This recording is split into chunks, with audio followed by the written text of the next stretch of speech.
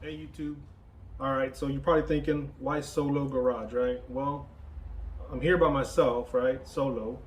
I like things low, and then I'm just in my garage, man. Not a shop, not a big building, just a shop with gardening tools and other crap. But here I am. My name's Omar, here in Houston, in Texas. So a little about me and custom cars. Maybe around 2000, 2002, something like that. I was watching YouTube, and there's this tattoo artist, Zulu, out in California, driving his 51 Chevy. And I was like, man, that's a cool ass car, man. I want one. At that time, I was just married, had my first kid. The only thing I can afford was a four-door, because back then, two doors were real high. I got the four-door home. It was a four-door 54 Chevy. Back then, I was 20 years younger, so I threw that thing in the backyard, chopped it. I didn't know what I was doing. I mean, I was just going off by pictures that I could find here and there. Chopped it, ruined the back window. I mean, just horrible. But I made it work. And then I met a buddy of mine in the car club, Los Cochinos here in Houston, Adrian. He came over and he's like, man, you chopped it by yourself? I'm like, yeah. He's like, well, come hang out with us. I did. So kept hanging out with them. Bunch of cool ass dudes. So after a while they asked me to join, and I did. And man, they were a bunch of help to me and my car. They helped me put a motor in it.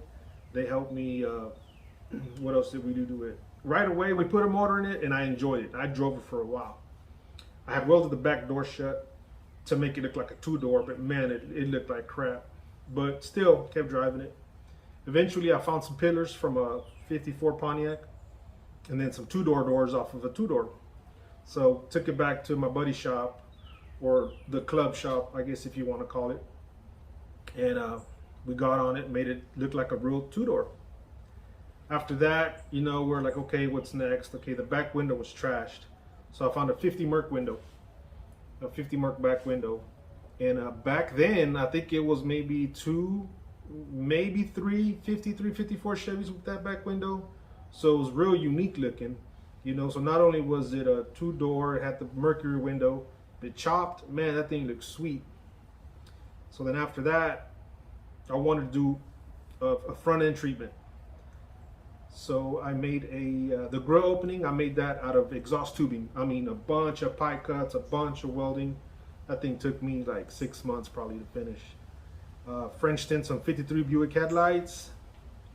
The floating bar, I took the three-piece back bumper guards, put them all together, welded them together, peaked them, and then just threw it in, man, and it looked great. After that, I did the Pontiac split front bumper, 55 Pontiac split front bumper. That thing looked nice. I go in ahead and grab the back bumpers from the same car. And then later on, I saw a picture of a Mercury, a black and white picture, and it had a 51 Olds 98 quarter panels. So I found them in a junkyard up north. They sent them to me, welded those things on, and after that, man, I just enjoyed that car. I drove it. It was my daily driver.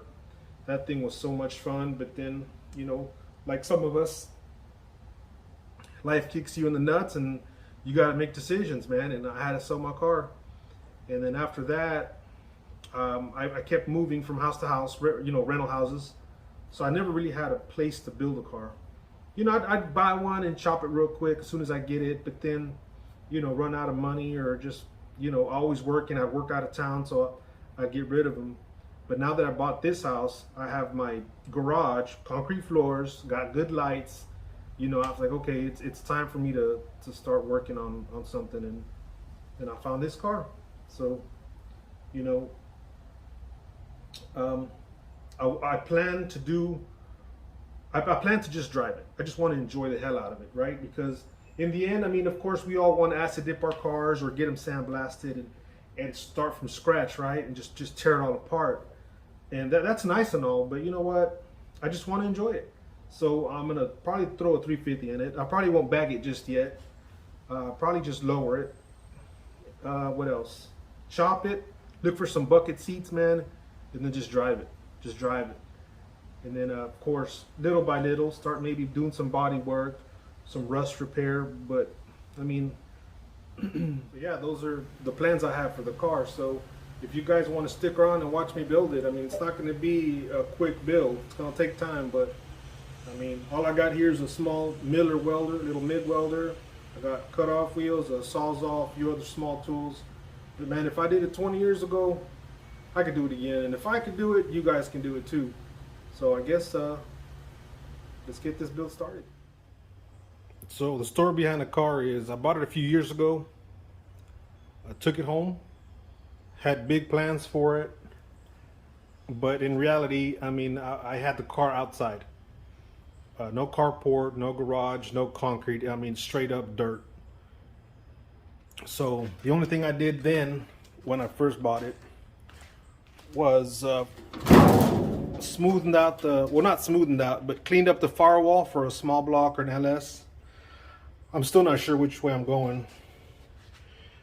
Went ahead and put the motor mounts. These are from Walton Fab. I mean, they're great because they pretty much just go in one spot. There's no way of messing up. Just put them where they go, double check them, I guess, and weld them up. After that, the car just sat.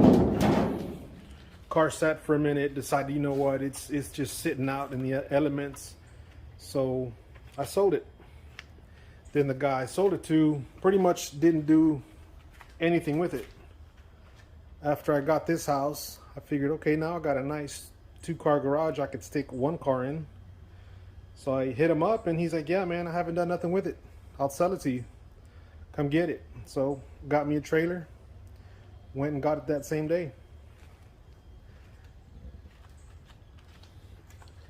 As soon as I got it here, pretty much cleaned out the interior, took the seats out, took everything out of the interior. That way, whenever I decide to chop it, you know, that part's done. Slammed the back. That's the first thing I did when I got it here at this house. Took off the leaf springs, cut out the trunk floor,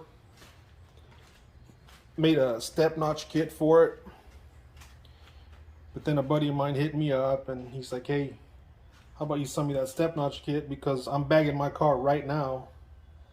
And I said, sure. It's a good thing I have that template over there. So whenever I get ready to cut this welding tabletop down, because as you can see, it hangs off way too much.